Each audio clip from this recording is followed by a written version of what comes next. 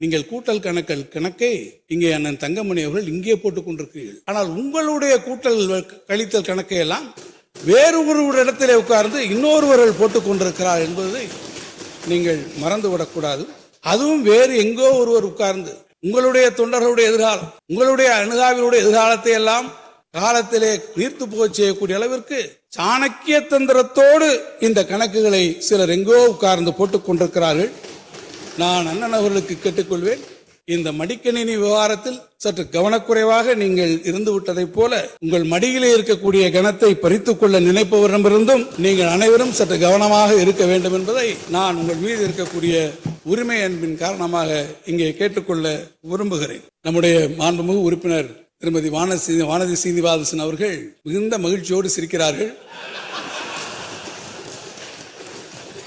அப்படியானால் பூனைக்குட்டி வெளியே வந்து விட்டது என்பதுதான் அர்த்தம் என்பதை நான் இங்கே தெரிவிக்க விரும்புகிறேன். பேரவை தலைவர் அவர்களே, தமிழ்நாட்டு மக்கள் எவ்வளவு கஷ்டப்பட்டாலும் சரி, பசி வந்தாலும் சரி, பட்டினி வந்தாலும் சரி, அவர்களுக்கு என்ன பிரச்சனை வந்தாலும் சரி, கடவுளே வந்து காசு கொடுத்திருந்தாலும் தமிழ்நாட்டுக்கு காலனா காசு, தம்பிடி காசு நாங்கள் கொடுக்க மாட்டோம் என்று ஒன்றிய அரசு இன்றைக்கு விடாப்பிடியாக இருக்கிறது. 2025-2026 ஆண்டுக்கான நிதிநிலை அறிக்கை மற்றும் வேளாண்மை நிதிநிலை அறிக்கை ஆகியவற்றின் மீதான பதிலுரை மாண்புமிகு நிதி மற்றும் சுற்றுச்சூழல் அண்ட் கால்நிலை மாற்றுத்துறை அமைச்சர் அவர்கள். மாண்புமிகு பேரவை தலைவர் அவர்களே, 2025 ஆண்டு நிதிநிலை அறிக்கையின் மீது கடந்த 4 நாட்களாக நடைபெற்ற பொது விவாதத்திற்கு பதிலளித்து உரையாற்றிடும் ஒரு நல்ல வாய்ப்பினை எனக்கு நல்கி இருக்கக்கூடிய மாண்புமிகு தமிழ்நாடு முதலமைச்சர் எங்கள் ஆறுயிர் தலைவர் அவர்களுக்கும், நம்முடைய மாண்புமிகு துணை முதலமைச்சர் அவர்களுக்கும், அவை முன்னவர் உள்ளிட்ட அமைச்சர் பெருமக்களுக்கும், பேரவை தலைவராகிய தங்களுக்கும், இந்த மாமன்றத்தினுடைய உறுப்பினர் பெருமக்களுக்கும் என்னுடைய முதற்கண் வணக்கத்தையும் நெஞ்சார்ந்த நன்றியும் நான் தெரிவித்துக் கொள்ள விரும்புகிறேன். என்னை இந்த பேரவைக்கு தேர்ந்தெடுத்து அனுப்பியிருக்கக்கூடிய திருச்சுழி தொகுதி வாழ் பெருமக்களுக்கும் என்னுடைய நன்றியினை தெரிவித்து, முத்தமிழறிஞர் கலைஞர் அவர்கள் மீளா துயில் கொண்டிருக்கக்கூடிய இடம் நோக்கி நான் தொழுது வணங்குகிறேன். பேரவை தலைவர் அவர்களே, கடுஞ்சினத்த கொல் களிரும் கதல் பரிய களிமாவும் நெடுங்குடைய நிமிர்தேரும் நெஞ்சுடைய புகழ் மறவரும் என 4 மாண்டதாயினும் மாண்ட அறநெறி முதற்றே அரசின் கொற்றம் என்கின்றார் மதுரை இளநாகனார் என்கின்ற சங்க புலவர் அவர். விரைந்து செல்லக்கூடிய கடிய சினத்தை உடைய யானைப்படை, விரைந்து செல்லக்கூடிய செருக்கை உடைய ஒரு குதிரைப்படை, உயர்ந்த கொடிகளை உடைய தேர்ப்படை, நெஞ்சில் வலிமையுடைய காலால் படை என்று ஒரு அரசனிடத்திலே 4 படைகள் சிறப்பாக அமையப்பட்டிருந்தாலும் பெருமை மிக்க அறநெறி ஒன்றுதான் அந்த மன்னனின் ஆட்சியினுடைய வெற்றிக்கு அடையாளமாக விளங்கும் என்று மதுரை இளநாகன் குறிப்பிட்டு சொல்லுகிறார். அத்தகைய அறநெறியினுடைய வழியில் நின்று ஆட்சி புரியக்கூடிய மாண்புமிகு முதலமைச்சர் அவர்களுடைய திராவிடல் மாடல் ஆட்சிக்கு பெருமைகள் பலப்பலவாக இருந்தாலும் கூட அறமே இந்த ஆட்சியினுடைய அடிப்படையாக அமைந்திருக்கிறது. எனவேதான் நமரென கோல் கொடாது, பிறர் என குணங்கொள்ளாது, ஞாயிறு அன்ன வெந்திரல் ஆண்மையும், திங்கள் அன்ன தன்பெருஞ்சாயலும், வானத்து அன்ன வன்மையும் கொண்டு அறநெறி பிழையா திறநெறி மன்னராக நல்லாட்சி புரியக்கூடிய நாயகராக நம்முடைய மாண்புமிகு முதலமைச்சர் அவர்கள் விளங்குகிறார்கள். அவரை மருதன் இளநாகனுடைய சொற்களில் நீ நீடு வாழிய நெடுந்தகை என்று நான் வழங்கி என் உரையை நான் துவங்குகிறேன். மாண்புமிகு பேரவைத் தலைவர் அவர்களே, எல்லாருக்கும் எல்லாம் என்ற முழக்கத்தை முன்வைத்து மாண்புமிகு தமிழ்நாடு முதலமைச்சருடைய வழிகாட்டுதலின் பேரில் 14/3/25 அன்று சட்டமன்றத்தின் முன்வைத்த வரவு செலவு திட்டத்தின் பல்வேறு அம்சங்கள் குறித்து கடந்த 4 நாட்களாக பல்வேறு கருத்துக்களை முன்வைத்து பேசியிருக்கக்கூடிய மாண்புமிகு சட்டமன்ற உறுப்பினர்கள் அனைவருக்கும் எனது நெஞ்சார்ந்த நன்றியை நான் தெரிவித்துக் கொள்ள விரும்புகிறேன். பேரவைத் தலைவர்களே, நம்முடைய தமிழ்நாடு அரசு இன்றைக்கு அளித்திருக்கக்கூடிய நிதிநிலை அறிக்கைக்கும் ஒன்றிய அரசு அளித்திருக்கக்கூடிய நிதிநிலை அறிக்கைக்கும் எவ்வளவு வித்தியாசம் இருக்கிறது என்பதை நான் தொடக்கத்தில் மாமன்ற உறுப்பினர்களுக்கு சுட்டிக்காட்ட விரும்புகிறேன். அவர்கள் நன்றாக அறிவார்கள் என்றால், ஒன்றிய அரசினுடைய நிதிநிலை நீங்கள் அனைவரும் அறிந்த வண்ணம் இந்தியாவினுடைய ஒரு சில மாநிலங்களுக்கு மட்டுமான நிதிநிலை அறிக்கையாக இன்றைக்கு அமைந்திருக்கிறது. குறிப்பாக உத்தரப்பிரதேசம், பீகார் போன்ற மாநிலங்களுக்கு மாத்திரமான ஒரு நிதிநிலை அறிக்கையாக ஒன்றிய அரசினுடைய நிதிநிலை அறிக்கை அமைந்திருக்கிறது. ஆனால் மாண்புமிகு முதலமைச்சருடைய வழிகாட்டுதலின்படி நம்முடைய மாநில அரசு இன்றைக்கு அளித்திருக்கக்கூடிய இந்த நிதிநிலை அறிக்கை என்பது தமிழ்நாட்டினுடைய கடைக்கோடி மக்களுக்கும் நன்மை செய்யக்கூடிய நோக்கில் அமைந்திருக்கக்கூடிய ஒரு நிதிநிலை அறிக்கை மட்டுமல்ல, தேர்தல் காலத்தில் ஒருவேளை எங்களுக்கு ஆதரவாக இல்லாத ஒரு சூழ்நிலையிலே இருந்தாலும் கூட எப்படி புவியிலே வாழக்கூடிய மக்களுக்கு நிறம் பார்த்து வேறுபாடு இல்லாமல் வான்மழையானது அத்தனை பேருக்கும் சமமாக பொழிகிறதோ, அதே போல முதலமைச்சர் அவர்கள் சமன் செய்து சீர்தூக்கும் துலாக்கோல் போல் அனைத்து பகுதியிலும் சமமாக பாவித்து தமிழ்நாட்டினுடைய எல்லா பகுதிகளுக்கும் தேவையான உரிய வளர்ச்சி திட்டங்களை அறிவிக்க எங்களுக்கு வழிகாட்டியாக இருந்திருக்கிறார் என்பதை நான் நெஞ்சுயர்த்தி பெருமையாக இந்த மாமன்றத்திலே நான் தெரிவிப்பேன். அதன் காரணமாகவே இந்த நிதிநிலை அறிக்கையை இன்றைக்கு அனைவரும் பாராட்டக்கூடிய ஒரு வாய்ப்பினை பெற்றிருக்கிறார்கள். இன்னொன்று, நம்முடைய உயிரினும் மேலான தமிழ் மொழியை விட வடமொழிக்கும் இந்தி ஆகிய மொழிகளுக்கும் முக்கியத்துவம் கொடுத்து மாற்றாந்தாய் மனப்பான்மையோடு நடந்து கொள்ளக்கூடிய ஒன்றிய அரசு ஒருபுறம் இருக்கிறது.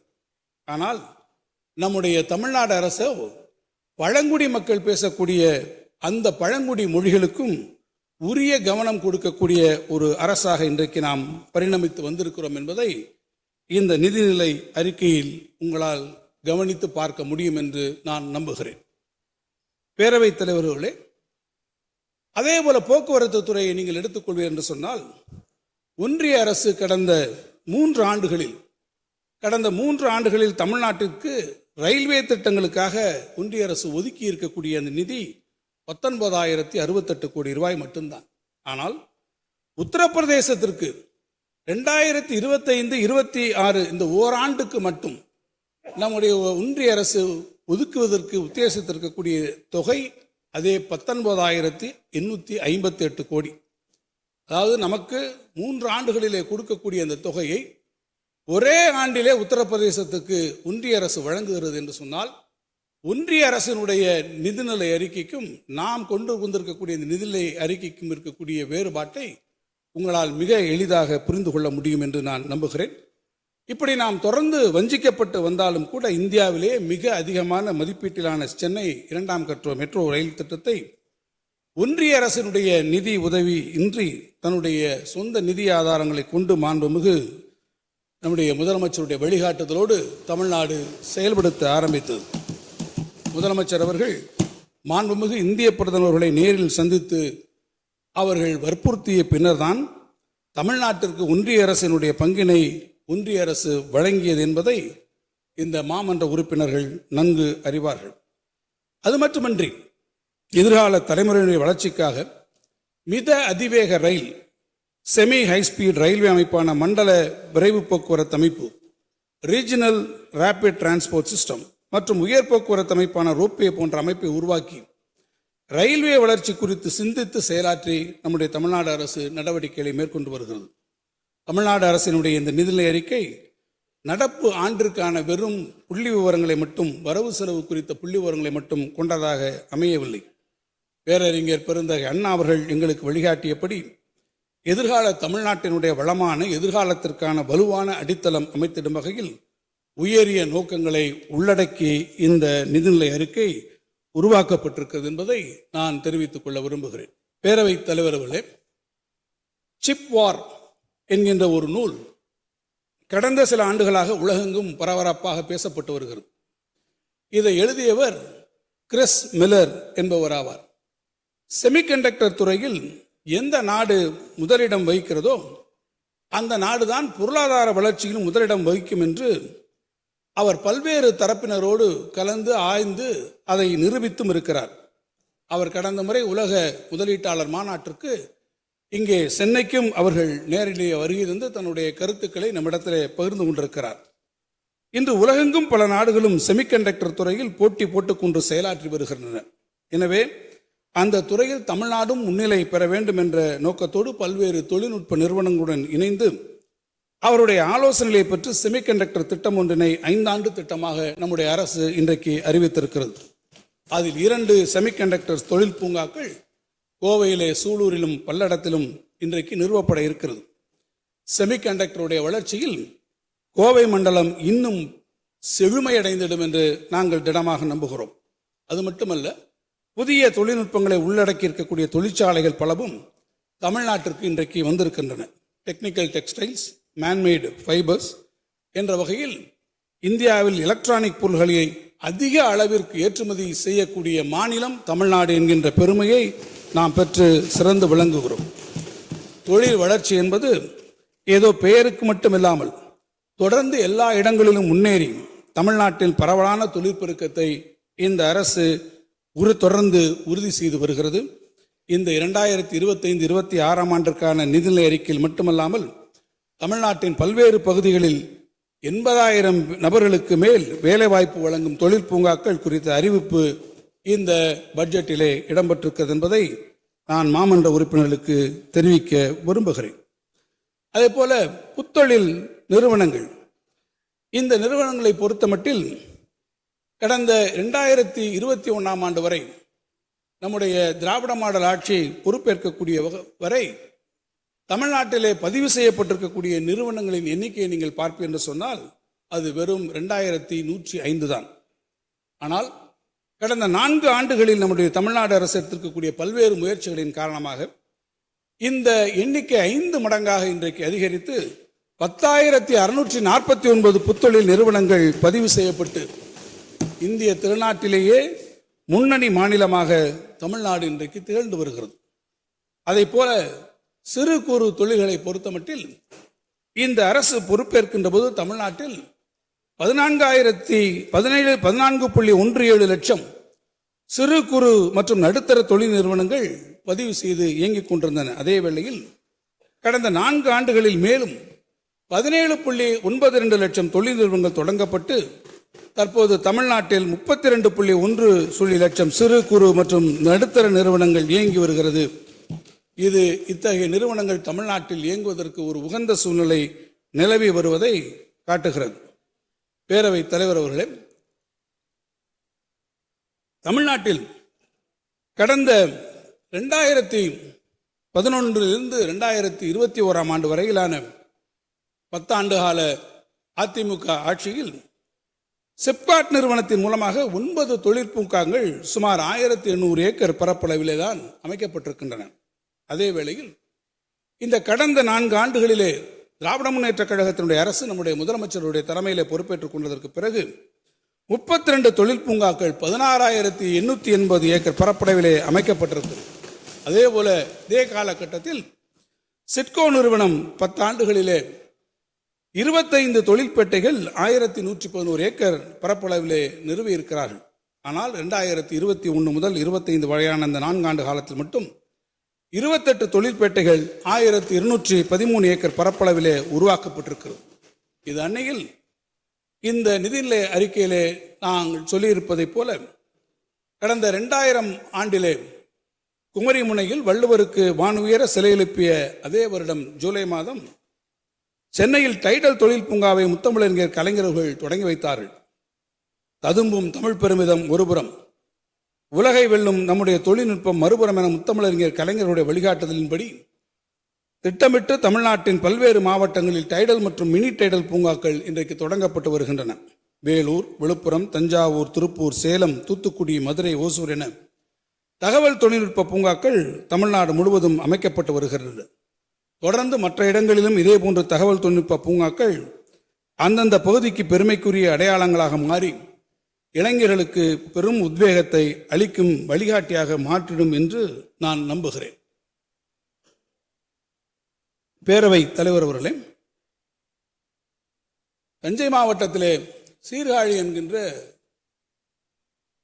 ஒரு நகரம் இருப்பதை நாம் அறிவோம். 7ஆம் நூற்றாண்டினுடைய காலகட்டத்தில் சிற்றூராக இருந்த சீர்காழியில் ஒரு காலை பொழுதில் அந்த ஊரிலே இருக்கக்கூடிய சிவன் கோயிலினுடைய குளக்கரையில் ஒரு குழந்தை அழுது கொண்டிருந்தது. அந்த குழந்தை பசியாலே கதறி அழுதபோது அந்த குழந்தையினுடைய பசியை ஆற்றுவதற்கு அதனுடைய அன்னை அருகில் இல்லை, அதனுடைய உற்றாரும் சுற்றாரும் உறவினரும் அருகில் இல்லை. ஆனால் அந்த குழந்தை தொடர்ந்து அழுதபோது அந்த குழந்தையின் அழுகுரல் அந்த ஊர் இறைவி அவர்களுடைய இறைவியினுடைய செவிகளிலே விழுந்து பாலுக்காக ஏங்கி வயிற்று பசிக்காக அழக்கூடிய அந்த குழந்தையினுடைய பசியை ஆற்றுவதற்கு தாய்மை உணர்வோடு பார்வதியாக இருக்கக்கூடிய அந்த உமையம்மையே நேரடியாக வந்து அவருக்கு அந்த குழந்தைக்கு ஞானப்பாலினை ஊட்டி அதனுடைய பசியை தணித்ததாக நான் புராணங்களிலே படித்திருக்கிறேன். அப்படி உமையம்மையே வந்து ஞானப்பால் ஊட்டியதால் தான் நாளும் இன்னசையால் தமிழ் பிறப்பும் ஞான சம்பந்தனாக அந்த குழந்தை உருவாயிற்று என்பதும், அதை ஒட்டி அந்த குழந்தை தோடுடைய செவியன் விடையேறி ஓர் தூவென் மதிசூடி காடுடைய சுடலை பொடி பூசி என் உள்ளம் கவர் கள்வன் என்று அழகிய தமிழிலே அந்த குழந்தை பாடியதாகவும் நான் படித்திருக்கிறேன். பேரவையினுடைய தலைவர் அவர்களே, அன்றைக்கு ஒரு மழலையினுடைய அழுகுரலுக்கு உமையம்மை நேரடியாக வந்து இறைவியே வந்து பால் ஊட்டினாள். மலைமகள் அன்றைக்கு அந்த குழந்தைக்கு பால் ஊட்டினாள். ஆனால் இன்றைக்கோ தமிழ்நாட்டிலே பள்ளிகளுக்கு செல்லக்கூடிய எந்த குழந்தையும் பசியிலே அழவே கூடாது என்று தமிழ்நாட்டினுடைய தலைமகனாக நம் உள்ளம் கவர் கல்வனாக இருக்கக்கூடிய நம்முடைய மாண்புமிகு முதலமைச்சர் அவர்கள் காலை உணவு திட்டத்தை இன்றைக்கு நமக்கு அவர்கள் வழங்கி இருக்கிறார்கள். சொன்னதை செய்வோம், செய்வதை சொல்வோம் என்ற முத்தமிழறிஞர் கலைஞருடைய அறிவுரைக்கிணங்க நாடே போற்றும் வகையில் நடந்து கொண்டது மட்டுமன்றி நம்முடைய தமிழ்நாடு முதலமைச்சர் அவர்கள் இன்னும் ஒருபடி மேலே சென்று சொல்லாததையும் நாங்கள் செய்வோம் என்று நாட்டுக்கே வழிகாட்டியாக மட்டுமின்றி உலக நாடுகளை இன்றைக்கு பின்பற்றும் வகையில் முதலமைச்சருடைய காலை உணவு திட்டத்தை அறிமுகப்படுத்தி அதை வெற்றிகரமாக செயல்படுத்தி வருகிறார்கள். 1924ஆம் ஆண்டு நீதி கட்சியினால் சென்னை 1000 விளக்கு பகுதியிலே தொடங்கப்பட்ட மதிய உணவு திட்டம் இன்றைக்கு லட்சக்கணக்கான குழந்தைகள் பயன்பெறத்தக்க அளவில் மதிய உணவு திட்டம் சத்துணவு அளிக்கும் திட்டங்களாக மலர்ந்து கொண்டிருக்கிறது. நான் எதிர்க்கட்சி வரிசையிலே அமர்ந்து கொண்டிருக்கக்கூடிய அனைத்து இந்திய அண்ணா திராவிட முன்னேற்ற கழகத்தை சார்ந்த என்னுடைய அருமை நண்பர்களுக்கு நான் சொல்வேன், உங்கள் தேர்தல் அறிக்கையிலே 2 முறை இதே திட்டத்தை அறிவித்து தேர்தல் வாக்குறுதியாக நாங்கள் இதை சொல்வோம் செய்வோம் என்று சொல்லி ஒரு முறையும் இங்கே சொல்கிறீர்களே, பேசுகிற போதெல்லாம் தேர்தல் வாக்குறுதி, நீங்கள் 2 முறை தேர்தல் வாக்குறுதியாக அறிவித்து 10 ஆண்டு காலத்திலே உங்களால் நிறைவேற்ற முடியாத ஒன்றை தமிழ்நாட்டு மக்கள் நலன் கருதி பசிப்பிணி நீக்கும் மருத்துவராக நம்முடைய தாயுமானவராக இருந்து இந்த தமிழ்நாட்டினுடைய குழந்தைகளுக்காக நம்முடைய மாண்புமிகு முதலமைச்சர்கள் நிறைவேற்றி ஒரு மாபெரும் சாதனையினை நிறைவேற்றி தந்திருக்கிறார் என்பதை நான் இந்த அவையிலே சுட்டிக்காட்ட விரும்புகிறேன். பேரவைத் தலைவர் அவர்களே, சமூகத்தில் மகளிருடைய பங்கை முறையாக அங்கீகரிக்கக்கூடிய வகையில் கலைஞர் மகளிர் உரிமை திட்டத்தை நாங்கள் அறிமுகப்படுத்தினோம். இந்த திட்டத்தை நாங்கள் அறிமுகப்படுத்திய போது இந்த திட்டத்தை எப்படி இவர்கள் செயல்படுத்த போகிறார்கள் என்று பலர் யோசித்துக் கொண்டிருந்தார்கள். இன்னும் சிலரோ எங்கே இவர்கள் எப்போது இடறி விழுவார்கள், ஸ்டெடியாக இருக்கிறார்களே, இந்த திட்டத்தை தைரியமாக கொண்டு வந்திருக்கிறாரே முதலமைச்சர், இதை நிறைவேற்ற முடியுமா, எந்த சமயத்தில் இவர்கள் இடறி விடுவார்கள் என்கின்ற நப்பாசையோடும் சிலர் இதை பார்த்து கொண்டிருந்தார்கள். ஆனால் அவற்றுக்கெல்லாம் தாண்டி அவர்களுடைய இந்த நயவஞ்சக எதிர்பார்ப்பை எல்லாம் தவிடுபடியாக்கி 1,15,00,000 மகளிருக்கு மாதம் 1000 ரூபாய் தொடர்ந்து கிடைக்கும் வகையில் முதலமைச்சர் அவர்கள் இந்த திட்டத்தை செயல்படுத்தி வருவதை இந்த நாடே வியந்து பாராட்டுகிறது. இன்னும் சொல்ல வேண்டும் என்றால் ஒவ்வொரு மாதமும் 15ஆம் தேதி என்று வங்கி கணக்கில் அந்த மகளிருக்கு 1000 ரூபாய் வரவு வைக்கக்கூடிய அந்த நாள் தான் அந்த குடும்பத்திற்கே மகிழ்ச்சி தரக்கூடிய நாளாக ஆக்கி இருக்கிறது என்று லண்டன் கிங்ஸ் கல்லூரியினுடைய ஆய்வு பேராசிரியர்கள் தெரிவித்திருக்கிறார். இந்த மகளிர் உரிமை தொகையை எதற்காக அவர்கள் பயன்படுத்துகிறார் என்று பார்த்தால் சேமிப்பாகவும், குழந்தைகளுடைய படிப்பு செலவு, மருத்துவ செலவு போன்ற அத்தியாவசிய செலவினங்களுக்கும் இதை அவர்கள் பயன்படுத்துகிறார்கள். மகளிர் உதவி பெறும் வகையில் ஒரு மாபெரும் திட்டத்தை அறிவித்து செயல்படுத்தி வருவது இன்றைக்கு உலகளாவிய அளவிலே நம்முடைய மாண்புமிகு முதலமைச்சர் அவர்களுக்கு ஒரு மாபெரும் பாராட்டுதலை பெற்று தந்திருக்கிறது. இந்த திட்டத்திற்காக விண்ணப்பிக்க மகளிரை எங்கும் அலைந்து திரிந்து அவர்களை அலையாமல் வைக்க அவருடைய இல்லங்களுக்கு அருகிலேயே அவர்களுக்கு விண்ணப்பத்தை பெற்று பல்வேறு தரவுகளின் அடிப்படையில் அவற்றை சரிபார்த்து அவர்களுடைய வங்கி கணக்கில் உரிமை தொகையானது வரவு வைக்கப்படுகிறது. மகளிர் இல்லம் தேடி வரும் உரிமை தொகை மாண்புமிகு முதல்வரிடமிருந்து வரும் ஒரு அன்பு பரிசாகவே 1 கோடிக்கும் மேலான மகளிர் பெருமகிழ்ச்சி அடைகிறார் என்பதை யாரும் மறுத்துவிட முடியாது. அதே வேளையில் நான் ஒன்றை சொல்வேன். இந்தியாவில் இதே போன்ற ஒரு திட்டம் மேற்கு வங்காளத்தில், மத்திய பிரதேசத்தில், கர்நாடகா மற்றும் மகாராஷ்டிரா போன்ற இருக்கக்கூடிய மாநிலங்களில் இதே போன்றிருக்கக்கூடிய திட்டங்களை செயல்படுத்தி வருகிறார்கள். அண்மையிலே வந்திருக்கக்கூடிய சில நாளேடுகளுடைய செய்திகளின் அடிப்படையில் நாம் பார்ப்போம் என்று சொன்னால், மகாராஷ்டிரா மாநிலத்தில் அறிவிக்கப்பட்டிருக்கக்கூடிய இந்த திட்டத்தில் அவர்கள் எதற்காக அறிவித்தார்கள்? மகாராஷ்டிரா மாநிலத்தில் தேர்தல் வருகிறது என்று அறிவித்தார்கள். அதை அறிவித்ததற்கு பிறகு தேர்தல் முடிந்தவுடன் ஜெயித்த கையோடு அங்கே அமைந்திருக்கக்கூடிய பிஜேபி அரசாங்கம் என்ன செய்தார்கள் தெரியுமா? சுமார் 15 லட்சம் பயனாளிகளை அந்த திட்டப்பட்டியலிலிருந்து நீக்கி இருப்பதாக இன்றைக்கு அவர்கள் செய்தி வந்திருக்கிறது. அதாவது ஒரு ஆட்சி பொறுப்பை ஏற்றுக்கொள்கிறார்கள். ஏற்றுக்கொண்டால் ஏற்றுக்கொண்ட காரணத்தில் முதலே கையெழுத்து எதற்கு போட வேண்டும்? விடியல் பயணத்துக்கு கையெழுத்து போடலாம். தலைவர் கலைஞர் அவர்கள் இருக்கிற போது சத்துணவிலே முட்டை அளித்து கையெழுத்து போட்டார்கள். இப்படி நாட்டு மக்களுக்காக நன்மை செய்யக்கூடிய திட்டங்களுக்கு கையெழுத்து போடலாம். ஆனால் 15 லட்சம் பேரை ஒரேடியாக ஒரே கையெழுத்தில் வெளியேற்றி இருக்கிறார்கள் இன்றைக்கு அந்த பட்டியலில் இருந்து பிஜேபி அரசாங்கம் என்பதை நான் சொல்லவில்லை. நண்பர்களே, நாட்டிலே வரக்கூடிய நல்லேடுகள் பல இன்றைக்கு தெரிவித்திருக்கிறார்கள். அப்படி அவர்களை வெளியேற்றுவதன் காரணமாக மகாராஷ்டிர மாநிலத்தினுடைய வருவாய் பற்றாக்குறையை அவர்கள் 46,000 கோடியாக குறைத்திருக்கிறோம் என்று இதில் பெருமை வேறு பட்டிருக்கிறார்கள். ஆனால் தமிழ்நாட்டிலே மகளிர் உரிமை தொகை மட்டுமல்ல, கலைஞர் கனவு இல்லம், புதுமை பெண், தமிழ் புதல்வன், விடியல் பயணம் என்று பல்வேறு நலத்திட்டங்களை நாம் செயல்படுத்தியதற்கு பிறகும் கூட வருவாய் பற்றாக்குறையை நாம் இன்றைக்கு 69,000 கோடியிலிருந்து 41,000 கோடியாக குறைத்துதான் நாம் வந்திருக்கிறோம் என்று சொன்னால் அது மாண்புமிகு முதலமைச்சர் அவர்கள் கொடுத்திருக்கக்கூடிய நிதி மேலாண்மைக்கு நல்ல சான்றாக இருக்கும். அதே போல மகளிர் அவர்களுக்காக கட்டப்பட்டிருக்கக்கூடிய தோழி மகளிர் விடுதிகள், தொழிற்சாலையில் கட்டப்படக்கூடிய தங்கும் விடுதிகள் ஆகிய திட்டங்கள் இன்றைக்கு தேசிய அளவிலே கவனம் பெற்றது மட்டுமல்ல, ஒன்றிய அரசு சமீபத்திலே வெளியிட்டிருக்கக்கூடிய நிதிநிலை அறிக்கையிலும் கூட அவை இடம்பெற்று இந்த திட்டங்கள் பாராட்டப்பட்டிருக்கிறது என்பதை நாம் அனைவரும் அறிந்திருக்கிறோம். பேரவைத் தலைவர்களே, நாட்டில் தேசிய அளவில் தொழிற்சாலைகளில் பணிபுரியும் பெண்களில் 42% பெண்கள் தமிழ்நாட்டில் உள்ள தொழிற்சாலைகளில் இன்றைக்கு பணிபுரிந்து கொண்டிருக்கிறார் என்பது நமக்கெல்லாம் பெருமை தரக்கூடிய ஒரு செய்தி. 2011-2021 வரையிலான 10 ஆண்டுகளில் 29 அரசினர் தொழிற்பயிற்சி நிறுவனங்கள் ITIக்கள் உங்கள் ஆட்சி காலத்தில் நிறுவப்பட்டிருக்கிறது. அதே வேளையில் கடந்த 4 ஆண்டுகளில் மட்டும் நம்முடைய திராவிட மாடல் ஆட்சி பொறுப்பேற்றுக் கொண்டிருக்கக்கூடிய இந்த காலகட்டத்தில் 42 தொழிற்பயிற்சி அரசினர் தொழிற்பயிற்சி நிறுவனங்கள் தமிழ்நாடு மற்றும் நிறுவப்பட்டு, அது மட்டுமின்றி அதிநவீன தொழில்நுட்ப 4.0 டெக்னாலஜி அடிப்படையில் தமிழ்நாடெங்கும் உள்ள 71 அரசினர் தொழிற்பயிற்சி நிறுவனங்கள் ITIக்கள் இன்றைக்கு தரம் உயர்த்தப்பட்டிருக்கின்ற என்பதையும் நான் பெருமையோடு இங்கே சொல்வேன். ஒன்றிய அரசு நீட் கவுட் போன்றிருக்கக்கூடிய பள்ளி மாணவர்களை தொடர்ந்து சிக்கல்களுக்கு உருவாக்கக்கூடிய நவீன கல்லூரி குலக்கல்வி திட்டத்தை இன்றைக்கு நம் மீது திணித்துக் கொண்டிருக்கிறது.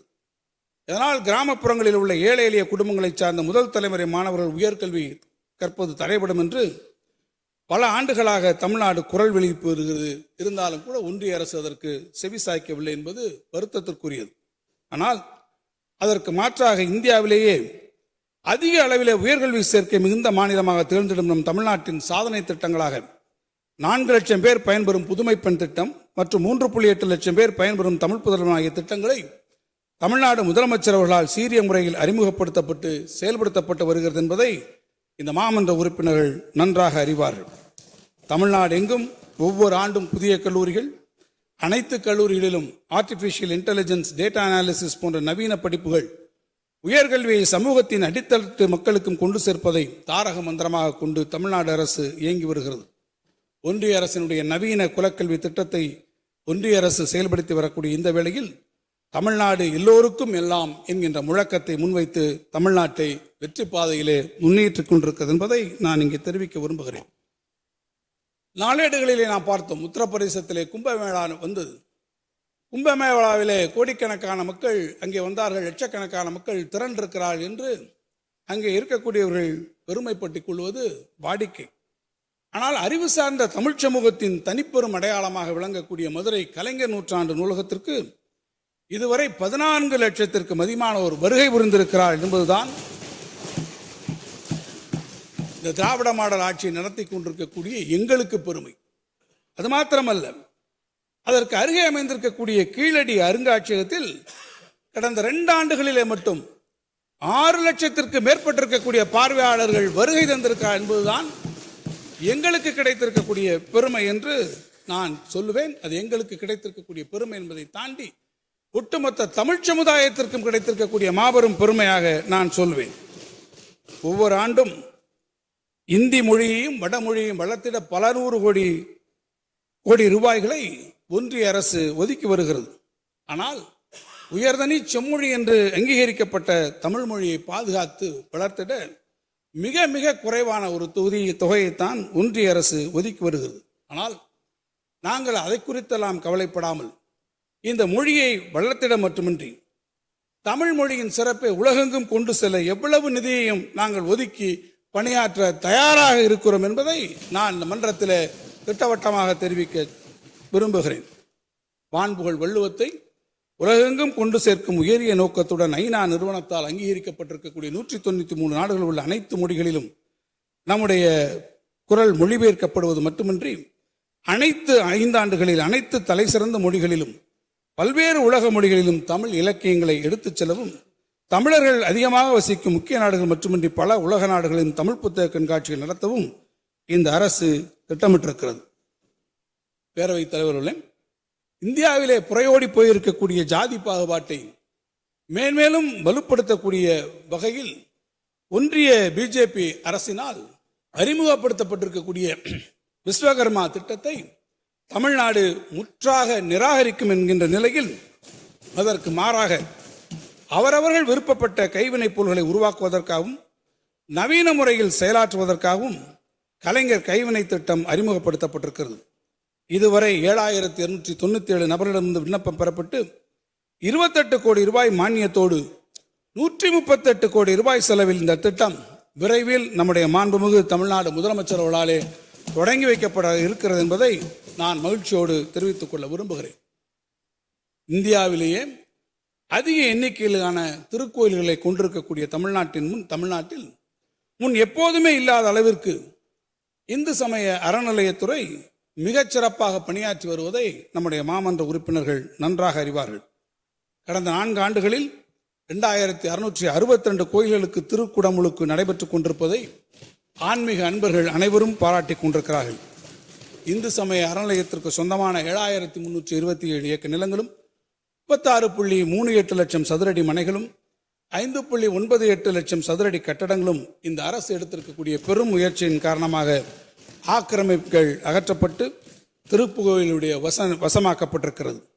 நம்முடைய மாண்புமிகு இந்து சமய அறநிலையத்துறை அமைச்சர்கள் எடுத்துக் கொண்டிருக்கக்கூடிய இந்த முயற்சிகளின் காரணமாக பெறப்பட்டிருக்கக்கூடிய இத்தகைய சொத்துக்களுடைய மொத்த மதிப்பு 7185 கோடி ரூபாய் ஆகும் என்பதை நான் பெருமையோடு தெரிவிக்க விரும்புகிறேன். அதே போல ஊரக வளர்ச்சித்துறையை எடுத்துக்கொள்வது என்று சொன்னால், கடந்த அதிமுக ஆட்சியிலே 10 காலம் 2016 ஆண்டு முதல் 21 ஆண்டு வரை கடந்த 5 ஆண்டுகளிலே நீங்கள் ஆட்சி பொறுப்பிற்கு வந்து அந்த 5 ஆண்டுகளிலே அடுத்த கட்டமாக இருக்கக்கூடிய அந்த 5 ஆண்டு காலங்களில் நீங்கள் வீடு வழங்குவதற்கு ஒரு திட்டத்தை கொண்டு வந்தீர்கள். அதாவது வருடத்திற்கு 20,000 வீதம் 1,00,000 பசுமை வீடுகள் கட்டப்படும் என்று நீங்கள் அந்த திட்டத்தை, பசுமை வீடுகள் திட்டத்தை கொண்டு வந்தீர்கள். ஆனால் அந்த 1,00,000 வீடுகளில் திராவிட மாடல் ஆட்சியாக இருக்கக்கூடிய முதலமைச்சருடைய ஆட்சி பொறுப்பேற்கக்கூடிய அந்த காலத்தில் 24,000 வீடுகள் கட்டப்படாமலே இருந்தது. 25% வீடுகள் அன்றைக்கு கட்டப்படவில்லை. வீடுகளுடைய கட்டுமான பணிக்கு அன்றைக்கு வெறும் 2.1 லட்சம் ரூபாய், 2,10,000 ரூபாய் மட்டும்தான் அன்றைக்கு நீங்கள் கொடுத்தீர்கள். அது அந்த 5 ஆண்டுகளிலே 1,00,000 வீடுகள் என்று நீங்கள் திட்டமிட்டு ஆமை வேகத்திலே அதிலே நடந்து கொண்டிருந்தக்கூடிய அந்த முயற்சிகள் திராவிட மாடல் ஆட்சியை பொறுப்பேற்றுக் கொண்டதற்கு பிறகு அது ஜெட் வேகத்திலே பயணிக்க துவங்கி இன்றைக்கு ஒவ்வொரு வீடும் 3,50,000 மதிப்பீட்டில் 360 சதுரடி பரப்பளவில் ஆண்டுக்கு 1,00,000 வீடுகள் 3,500 கோடி ரூபாய் மதிப்பீட்டில் எதிர்வரும் 2030 ஆண்டிற்குள் 8 லட்சம் குடிசை வீடுகளை கான்கிரீட் வீடுகளாக நோக்கத்தோடு கலைஞரின் கனவு இல்லம் திட்டம் தொடங்கப்பட்டிருக்கிறது. இந்த திட்டத்திற்காக இதுவரை ஏறத்தாழ 2,150 கோடி ரூபாய் செலவு செய்யப்பட்டிருக்கிறது. அனைத்து வீடுகளும் மே மாதத்திற்குள் முடிக்கப்படும் என்பதை நம்முடைய மாண்புமிகு ஊரக வளர்ச்சித்துறை அமைச்சர் அவர்கள் இங்கே தெரிவித்திருக்கிறார்கள். எனவே 5 ஆண்டுகளிலே 1,00,000 வீடுகளை கட்டுவதற்கு திட்டமிட்டிருக்கக்கூடிய நீங்கள் எங்கே இருக்கிறீர்கள்? ஆண்டுக்கு 1,00,000 வீடுகள் கட்டக்கூடிய நாங்கள் எங்கே இருக்கிறோம் என்கின்ற ஒப்பீட்டை நான் உங்களுடைய மனச்சான்றுக்கு நாட்டு மக்களுக்கும் தெரிவித்துக் கொள்ள விரும்புகிறேன். அதே போல குடிநீர் வடிகால் வாரியம், அதன் மூலமாக 2011-21 வரையிலான 10 ஆண்டுகளில் மொத்தம் 88 திட்டங்கள் 7,817 கோடி ரூபாய் செலவில் நிறைவேற்றப்பட்டு மக்கள் பயனடைந்திருக்கிறார்கள். அதே வேளையில் 4 ஆண்டுகள் நம்முடைய திராவிட முன்னேற்ற கழக ஆட்சி பொறுப்பேற்றதற்கு பிறகு 16 புதிய திட்டங்கள் உருவாக்கப்பட்டு மொத்தம் 168 குடிநீர் திட்டங்களுக்கு 38,000 கோடி ரூபாய் மதிப்பீட்டில் செயலாக்கத்திற்கு எடுத்துக் கொள்ளப்பட்டு 3,23,00,000 மக்கள் பயன்பெற்றிருக்கிறார் என்பதை நான் இங்கே தெரிவிக்க விரும்புகிறேன். பேரவைத் தலைவர்களே, அதே போல இளைஞர் நலன், தமிழ்நாட்டினுடைய அரசின் துறைகளிலேயே மிக சமீப காலத்தில், இன்னும் சொல்ல வேண்டும் என்று சொன்னால், நம்முடைய மாண்புமிகு துணை முதலமைச்சர் அவர்கள் இந்த துறைக்கு பொறுப்பேற்றுக் கொண்டதற்கு பிறகு மிக அதிகமான கவனம் தமிழ்நாட்டிலே மட்டுமன்றி இந்திய அளவிலும் உலக அளவிலும் கவனம் பெற்றுக் கொண்டிருக்கக்கூடிய ஒரு துறையாக இளைஞர் நலன் மற்றும் விளையாட்டுத்துறை அமைந்திருக்கிறது. முன் எப்போதும் இல்லாத அளவில் நம்முடைய மாண்புமிகு துணை முதலமைச்சர் அவர்களுடைய தலைமையில் இந்த துறையில் தமிழ்நாடு நிகழ்த்தியிருக்கக்கூடிய சாதனைகளை பார்த்து உலகெங்கும் இருக்கக்கூடிய விளையாட்டு அமைப்புகள் தங்களுடைய மனமார்ந்த பாராட்டுக்களை தினமும் தெரிவித்து வந்திருக்கிறார்கள். 2011 முதல் 2021 ஆண்டு அதுவரை சராசரியாக ஒரு ஆண்டுக்கு 188 கோடி ரூபாய் அளவில் சுமார் 2,077 கோடி ரூபாய் கடந்த 10 ஆண்டுகளிலே அதிமுக ஆட்சியில் இந்த துறைக்கு ஒதுக்கப்பட்டிருக்கிறது. ஆனால் கழகம் பொறுப்பேற்றுக் கொண்டிருக்கக்கூடிய இந்த 4 ஆண்டுகளில் ஆண்டுக்கு சராசரியாக 386 கோடி ரூபாய் ஒதுக்கப்பட்டு இதுவரையில் 1,933 கோடி ரூபாய் 5 ஆண்டுகளிலே அதிக அளவிலே நிதி ஒதுக்கம் செய்யப்பட்டிருக்கிறது என்பதை நான் தெரிவிக்க விரும்புகிறேன். 2011 2021 ஆண்டு வரை இந்த 10 ஆண்டு காலத்தில் நீங்கள் ஆட்சி பொறுப்பில் இருக்கிற போது பெரிய அளவிலே சாதனை படைத்திருக்கக்கூடிய 3 நபர்களுக்கு மட்டுமே பொதுத்துறை நிறுவனங்களிலே வேலை வாய்ப்புகளை நீங்கள் பெற்று தந்தீர்கள். ஆனால் கழகம் பொறுப்பேற்றுக் கொண்டிருக்கக்கூடிய இந்த 4 ஆண்டுகளில் 93 விளையாட்டு வீரர்களுக்கு, வீராங்கனைகளுக்கு பல்வேறு அரசு மற்றும் பொதுத்துறை நிறுவனங்களில் வேலை வாய்ப்பினை நாம் வழங்கியிருக்கிறோம் என்பதை நான் இங்கே தெரிவிக்க விரும்புகிறேன். அதே போல எல்லோருக்கும் எல்லாம் என்ற முழக்கம் மனித இனத்தில் மட்டுமல்ல, புவியில் வாழும் அனைத்து இனங்களுக்கும் அது உள்ளடக்கியது என்கின்ற புரிதலோடு நம்முடைய அரசு செயலாற்றி வருகிறது. கடந்த 4 ஆண்டுகளில் மட்டும் 19 ஈரநிலங்கள் மற்றும் பறவைகள் சரணாலயங்களுக்கான ராம்சர் சாசனத்தின் அங்கீகாரத்தை பெற்று இந்தியாவிலேயே தமிழ்நாடு முன்னணி மாநிலமாக திகழ்ந்து கொண்டிருக்கிறது. சுற்றுச்சூழலுக்கு முக்கியத்துவம் கொடுக்கும் வகையில் திட்டங்கள் 2011 2020 வரையான 10 ஆண்டு காலத்தில் பெரிய அளவில் எதுவும் எடுத்துக்கொள்ளப்படவில்லை என்பதையும் நான் சொல்லாமலேயே நம்முடைய உறுப்பினர்கள் நன்றாக நீங்கள் அறிவீர்கள். பேரவைத் தலைவர்களே, கடந்த 4 நாட்களாக 2025-26 ஆண்டிற்கான நிதிநிலை அறிக்கையின் மீது நடந்த விவாதத்தில் பேசியிருக்கக்கூடிய நம்முடைய மாண்புமிகு சட்டமன்ற உறுப்பினர் பலரும் பல நல்ல கருத்துக்களை இங்கே வைத்திருக்கிறார். அவர்கள் அனைவருக்கும் என்னுடைய நன்றியினை நான் உரித்தாக்குகிறேன்.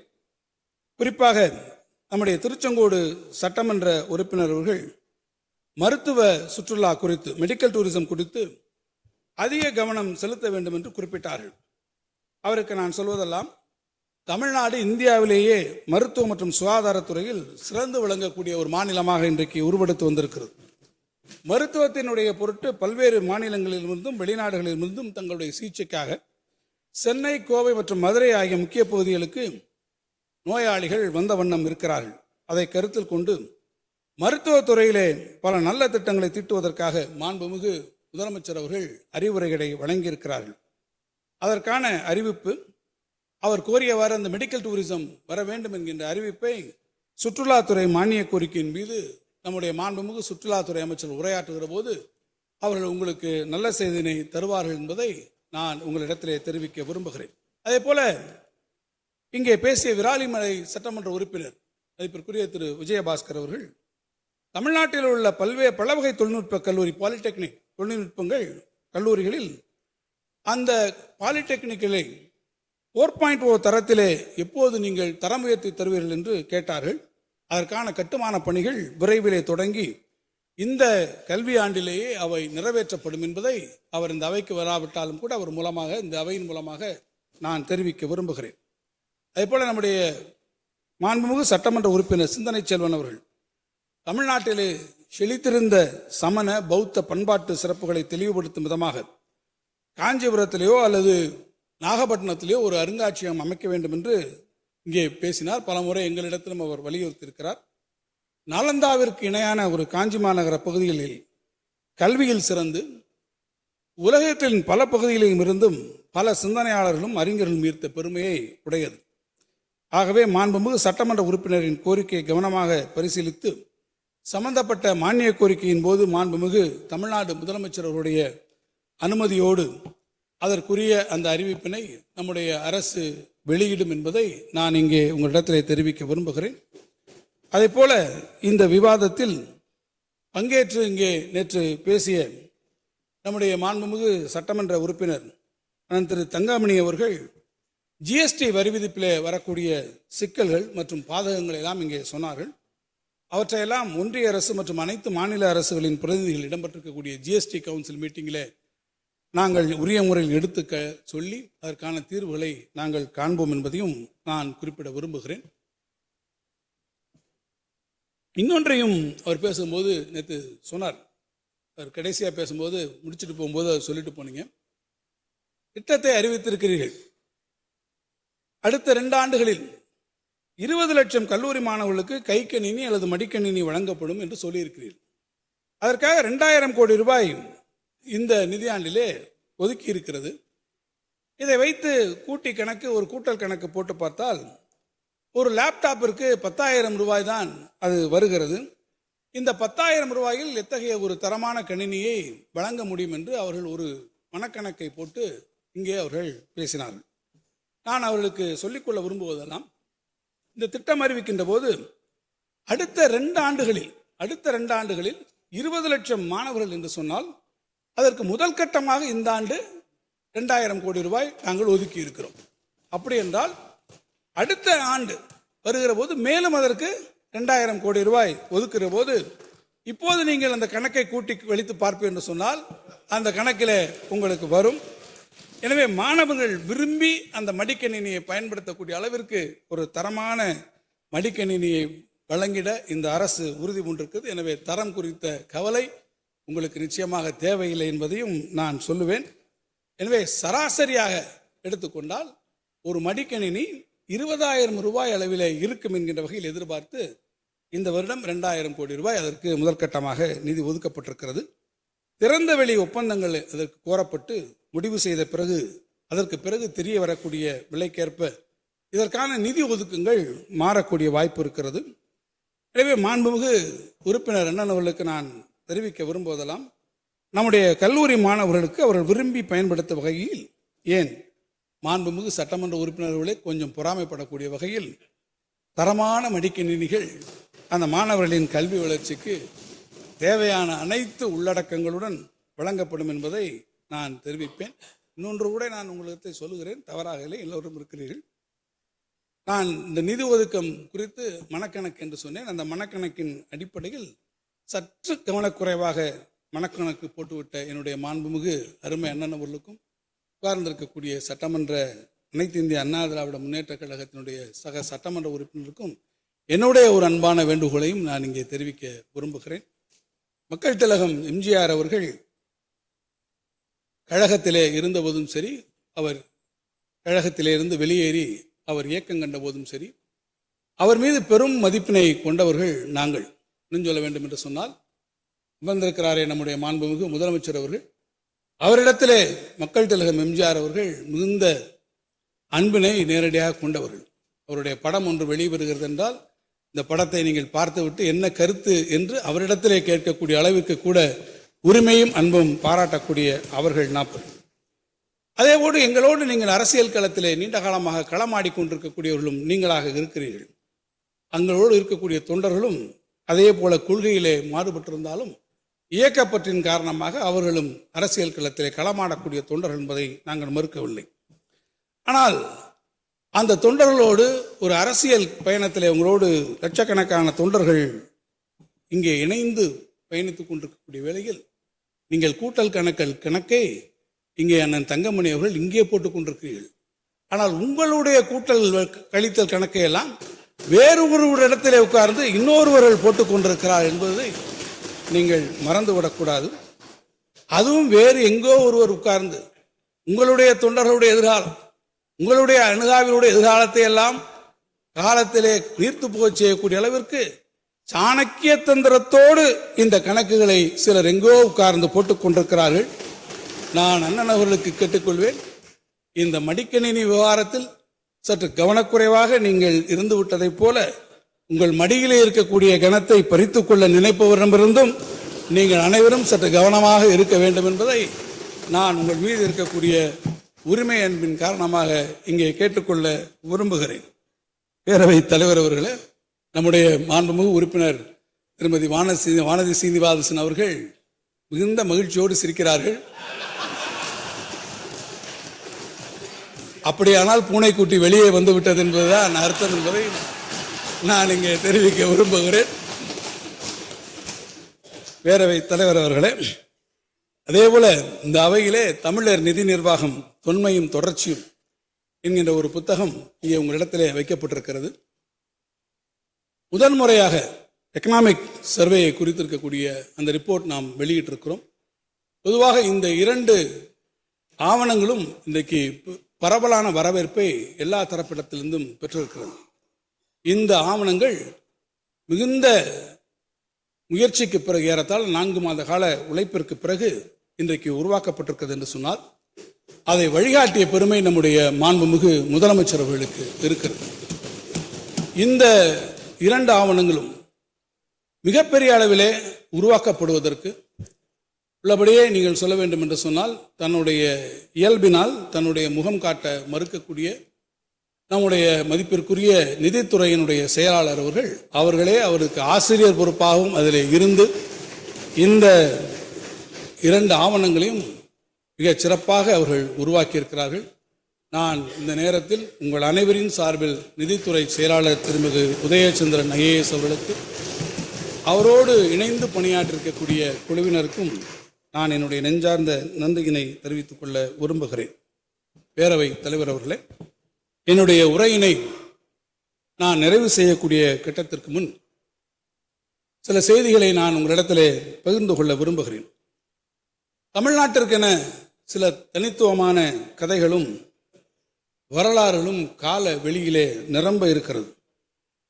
அதில் ஒன்றை நான் இந்த அவைக்கு கவனப்படுத்த விரும்புகிறேன். திருவேலி மிழலை என்கின்ற ஒரு ஊர் தமிழ்நாட்டிலே திருவாரூர் மாவட்டத்தில் இருக்கிற ஒரு ஊர். அன்றைய ஒருங்கிணைந்த தஞ்சை மாவட்டத்தில் இன்றைய திருவாரூர் மாவட்டத்தில் இருக்கக்கூடிய ஊர். இசை வல்லுநர்களாலே இன்றைக்கும் மிகப்பெரிய அளவிலே புகழடைந்திருக்கக்கூடிய அந்த ஊர் திருவேலி மிழலை. சிற்பக்கலைக்கு எடுத்துக்காட்டாக ஒவ்வால்நத்தி மண்டபம் என்று கூட ஒரு மண்டபம் உண்டு. தமிழ்நாட்டிலே சிற்பக்கலை கோயில்களை செய்யக்கூடியவர்கள் சில ஊர்களை விலக்கிவிட்டு அதற்கு புறநடை செய்வார்கள். அதிலே இருக்கக்கூடிய அந்த ஒவ்வால்நத்தி மண்டபமும் அத்தகைய சிறப்பு வாய்ந்த ஒரு ஊர் அந்த ஊர். அந்த ஊருக்கு மேலும் ஒரு சிறப்பு உண்டு. அந்த ஊருக்கு 7ஆம் நூற்றாண்டிலே நான் தொடக்கத்திலே சொன்னதைப் போல 7ஆம் நூற்றாண்டிலே திருநாவுக்கரசரும் திருஞான சம்பந்தரும் அந்த ஊருக்கு வந்து தங்கியிருந்தார்கள் என்பது வரலாறு. அப்படி அவர்கள் தங்கி இருக்கக்கூடிய காலகட்டத்தில் அந்த பகுதியிலே மிகப்பெரிய ஒரு பஞ்சம் ஏற்படுகிறது. நம்முடைய தமிழ்நாட்டில் பழைய பெரியவர்களை எல்லாம் நீங்கள் கேட்டு பார்ப்பீர்கள் என்று சொன்னால் தாது வருஷ பஞ்சம் என்று ஒரு பஞ்சத்தை சொல்வார். அந்த பஞ்சத்தில் பிரிட்டிஷ்காரர் ஆட்சியில் இருக்கிற போது தமிழ்நாட்டில் இருக்கக்கூடியவர்கள் கொத்து கொத்தாக முடிந்தார்கள் என்று சொல்வார்கள். அதை போன்ற ஒரு பெரிய பஞ்சம் அந்த காலத்திலேயே உருவாகி இருந்ததாக சொல்லுகிறார். அப்படி மக்கள் பசியால் பட்டினியால் துடித்துக் கொண்டிருந்த அந்த காலகட்டத்தில் அங்கே இருக்கக்கூடிய அந்த மக்களுடைய அந்த துயரினை, அவர்கள் படக்கூடிய கஷ்டத்தை பார்த்து பொறுக்க முடியாமல் ஞானசம்பந்தர் அங்கே இருக்கக்கூடிய மிழலைநாதராக இருக்கக்கூடிய அந்த ஊர் இறைவனை பற்றி பார்த்து ஒரு பாடல் பாடினார். வாசி தீரவே காசு நல்குவீர், வாசி தீரவே காசு நல்குவீர், மாசின் மிழலையீர் ஏசல் இல்லையே என்று கேட்டார். நாட்டு மக்கள் கஷ்டப்படுகிறார்கள். வீழிலே இருக்கக்கூடிய மிழலையிலே இருக்கக்கூடிய சிவபெருமானே, எங்கள் மக்களுடைய கஷ்டங்களை போக்குவதற்காக நீங்கள் காசு தந்து அருள வேண்டும் என்று மனமுருகி ஞானசம்பந்த பெருமான் அங்கே இருக்கக்கூடிய பெருமாளிடத்திலே கேட்டதாகவும், உடனடியாக அங்கே இருக்கக்கூடிய அந்த இறைவன் மக்களுடைய கஷ்டத்தை போக்க வேண்டும் என்பதற்காக ஞானசம்பந்தருக்கு அந்த இறைவனே நேரிலே வந்து பொற்காசுகளை வழங்கி அந்த பொற்காசுகளின் வாயிலாக அவர் அந்த நாட்டு மக்களுடைய கஷ்டங்களை பசிப்பிட்டினில் இருந்து அவரை போக்கினார் என்பது தமிழ்நாட்டிலே கர்ண பரம்பரையாக வழங்கப்படக்கூடிய ஒரு கதை. அந்த கதையிலே சொல்லும்போது கூட ஞானசம்பந்தனுடைய காலத்துக்கு பிற்காலத்திலே வந்த சுந்தரமூர்த்தி நாயனார், மிழலை இருந்து நீர் தமிழோடு இசை கேட்டு இச்சையால் காசு நித்தல் நல்கினீர் என்று பாடினார். மக்கள் படும் பாட்டிற்காக நீ காசு கொடுத்தாய் என்பதை தாண்டி ஞானசம்பந்தன் பாடும் தமிழ் பாட்டிற்காகவும் சேர்த்துத்தான் நீ காசு கொடுத்தாய் என்று கவிதை நயத்தோடு சுந்தரமூர்த்தி நாயனார் பொயட்டிக் எக்ஸ்பிரஷன் என்று சொல்வார்களே, அதை போன்று அவர்கள் சொன்னார். இந்நாட்டார், நீங்கள் சிவபெருமானை பற்றி சொல்கிற போது இந்நாட்டாருக்கும் இறைவன் என்று அழைத்தாலும் அவர் தென்னாட்டு உடைய சிவனே என்கின்ற காரணத்தால் தென்னாட்டு மக்கள், தமிழ்நாட்டு மக்கள் கஷ்டப்பட போகின்ற காலகட்டத்தில் தான் இறைவனாக இருந்தாலும் ஓடி வந்து தமிழ்நாட்டு மக்களுடைய கஷ்டத்திற்கு துயர் துடைப்பதற்கு கடவுள் வந்து காசு கொடுத்த நிலை அன்றைக்கு இருந்தது. ஆனால் இன்றைக்கு நிலை என்ன?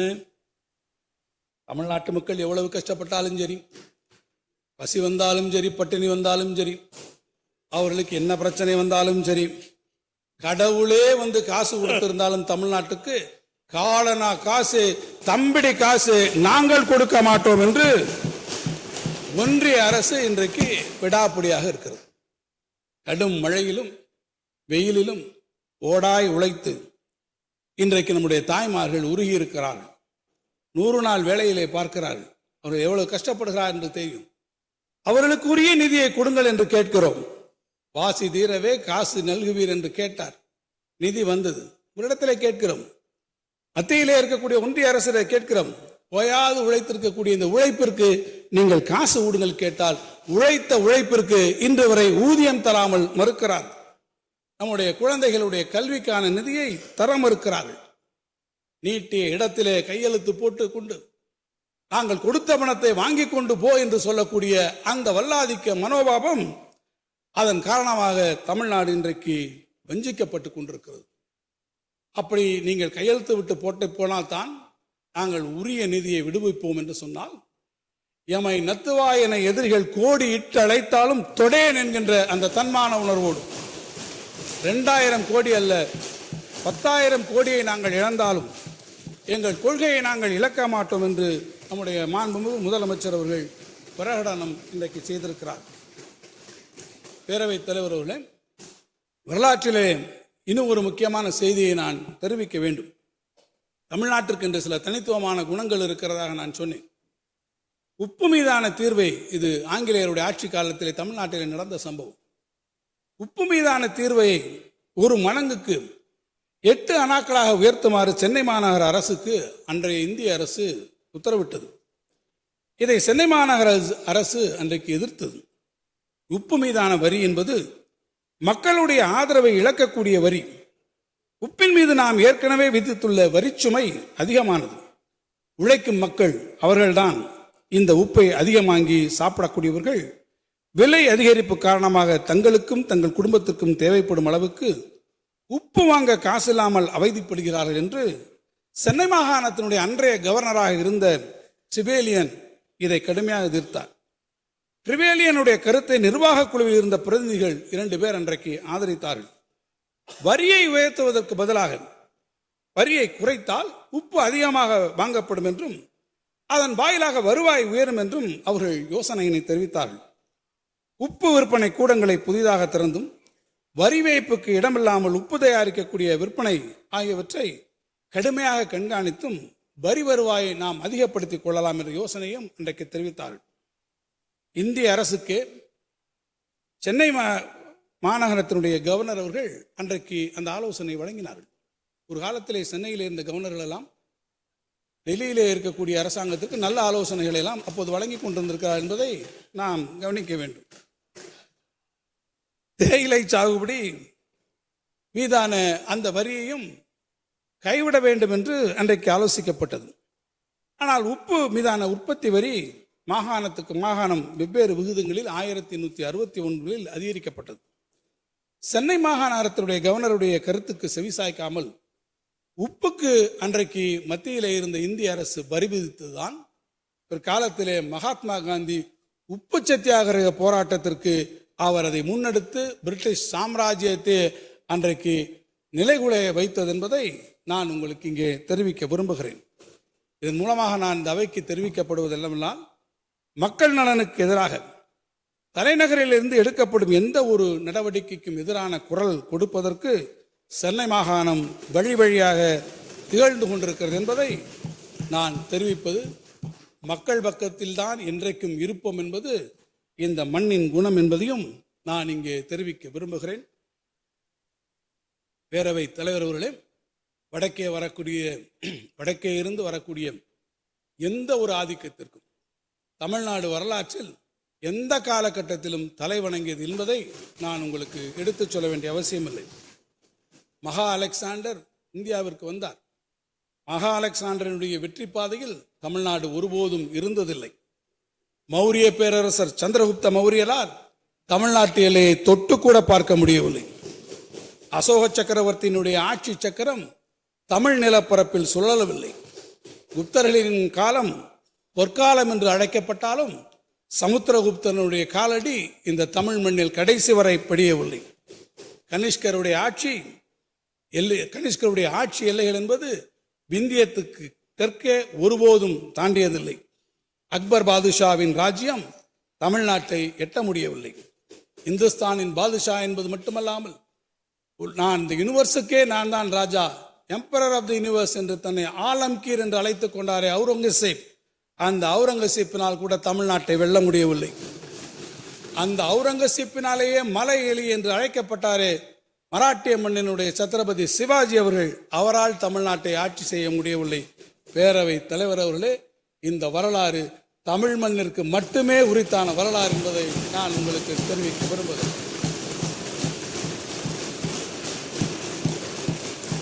அந்த தெரிவித்து பேரவை தலைவர் அவர்களே, நான் முன்னரே சொன்னதைப் போல முதல்வர்களுடைய ஊட்டிய அந்த தன்மான உணர்வின் வழியில் வானம் பார்த்த பூமியாக இருந்தாலும் மானம் காக்கும் நாடு எங்கள் தமிழ்நாடு என்கின்ற அந்த உறுதியோடு நம்முடைய முதல்வர் அவர்கள் பெருமையோடு சுட்டி காட்டினாரே, அதுபோல பாடமாக நின்று கொண்டிருக்கும் எங்களுடைய அருமை தலைவர் கலைஞருடைய அழியாத காவிய வரிகளை நான் நினைவு கூர்ந்து என் உரையை நான் நிறைவு செய்ய விரும்புகிறேன். புலியின் குகையினிலே அழகில்லை, புதுமையல்ல, கிளியும் மெய்சிலிர்ப்பும் கீழிறங்கும் தன்மையும் தலைகாட்டா மானத்தின் உறைவிடம் எங்கள் தமிழ்நாடு.